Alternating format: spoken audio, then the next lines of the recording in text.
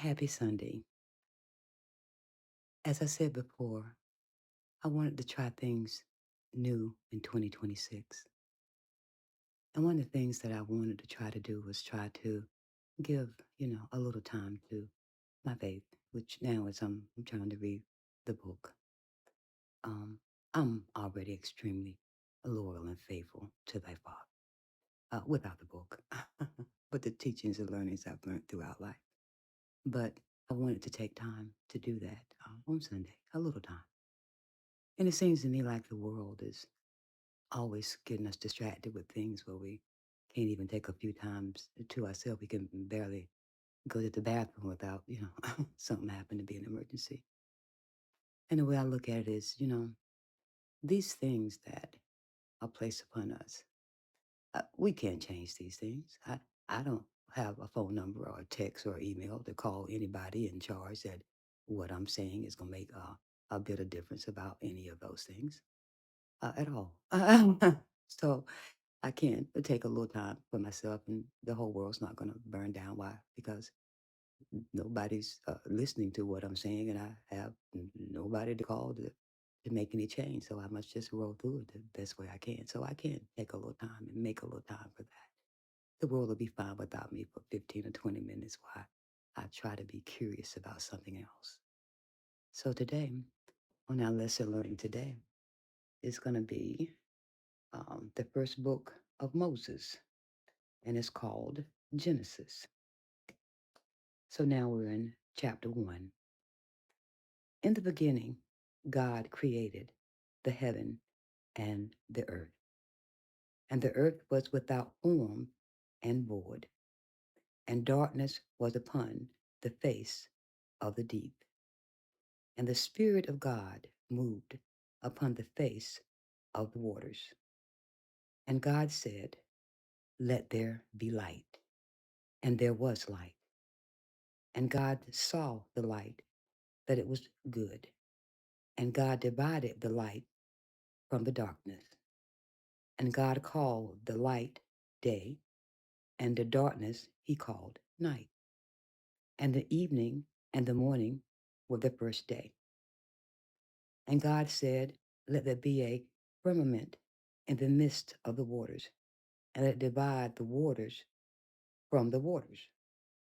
And God made the firmament and divided the waters which were under the firmament from the waters which were above the firmament. And it was so. And God called the firmament heaven, and the evening and the morning were the second day. And God said, let the waters under the heaven be gathered together unto one place, and let the dry land appear. And it was so. And God called the dry land earth, and the gathering together of the waters he called seas. And God said that it was good. And God said, let the earth bring forth grass, the herb yielding seed, and the fruit tree yielding fruit after his kind, whose seed is in itself upon the earth.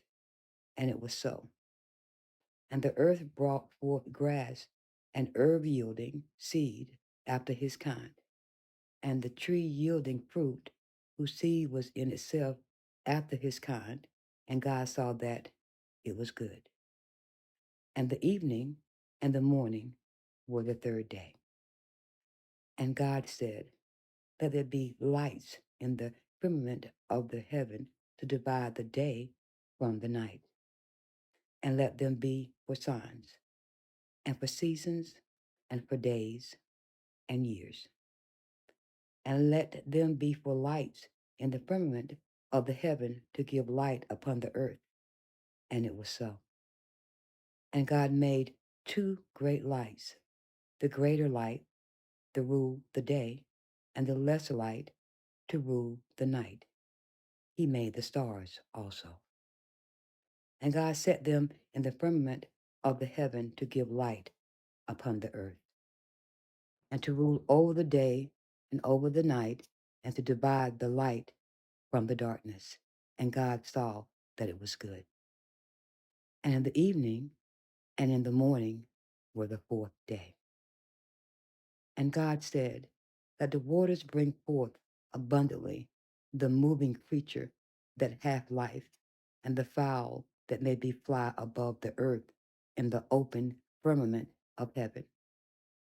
And God created great whales and every living creature that moveth, which the waters brought forth abundantly after their kind, and in every winged fowl and after his kind. And God saw that it was good. And God blessed them in saying, be fruitful and multiply, and fill the waters in the seas, and let the fowl multiply in the earth. And the evening and the morning were the fifth day. And God said, let the earth bring forth the living creature after his kind, cattle and creeping things, and beasts of the earth after his kind. And it was so. And God made the beasts of the earth after his kind, and the cattle after their kind, and everything that creepeth upon the earth after his kind. And God saw that it was good. And God said, let us make man in our image, and after our likeness, and let him have dominion over the fish of the sea, and over the fowl of the air, and over the cattle, and over all the earth, and over every creeping thing that creepeth upon the earth. So God created man in his own image. In the image of God created he, him, male and female, created he them.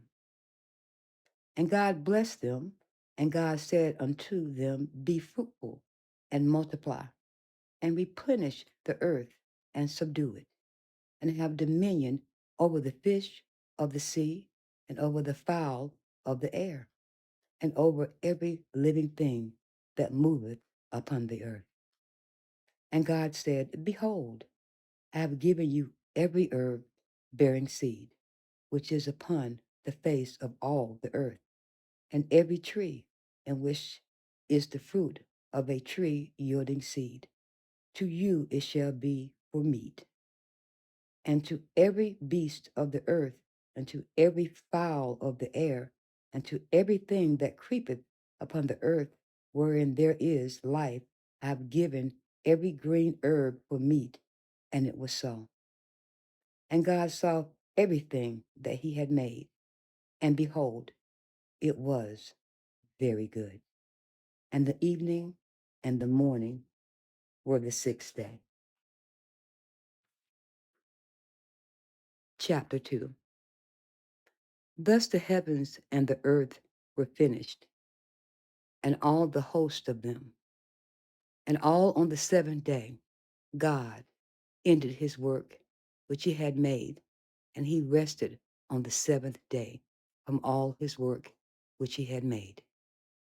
And God blessed the seventh day and sanctified it, because that in it he had rested for all of his work which God created and made.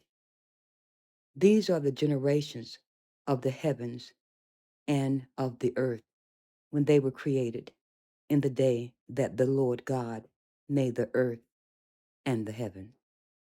And every plant of the field before it was in the earth, and every herb of the field before it grew, for the Lord God had not caused it to rain upon the earth, and there was not a man to till the ground. But there went upon a mist from the earth, and watered the whole face of the ground. And the Lord God formed man of the dust of the ground, and he breathed into his nostrils the breath of life, and the man became a living soul. And the Lord God planted a garden eastward in Eden, and there he put the man whom he had formed.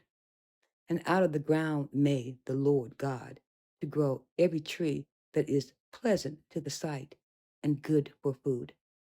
The tree of life also in the midst of the garden, and the tree of knowledge of good and evil. And a river went out of Eden to water the garden, and from thence it was parted, and it became into four heads. The name of the first is Pison, that is it which compasseth the whole land of Havilah, where there is gold. And the gold of that land is good. There is Bedlam and the onyx stone. And the name of the second river is Gihon. The name is it that compasseth the whole land of Ethiopia. And the name of the third river is Hadikel, that is in which goeth toward the east of Assyria. And the fourth river is Euphrates. And the Lord God took the man and put him into the garden of Eden to dress it and to keep it. And the Lord God commanded the man, saying, of every tree of the garden thou must freely eat, but of the tree of the knowledge of good and evil thou shalt not eat of it. For in the day that thou eatest, therefore thou shalt surely die. And the Lord God said, it is not good that man be alone. I will make him a help meet for him. And out of the ground the Lord formed every beast of the field and every fowl of the air, and brought them unto Adam to see what he would call them. Whatsoever Adam called every living creature, that was the name thereof.